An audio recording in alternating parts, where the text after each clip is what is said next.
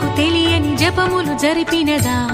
మురళీ సఖీ వెనుకటి బ్రతుకున చేసిన పుణ్యమిదా తనువును నిలువున తొలిచిన గాయములే తన జన్మకి తరగని వరముల సిరులని తలచినదా కృష్ణాని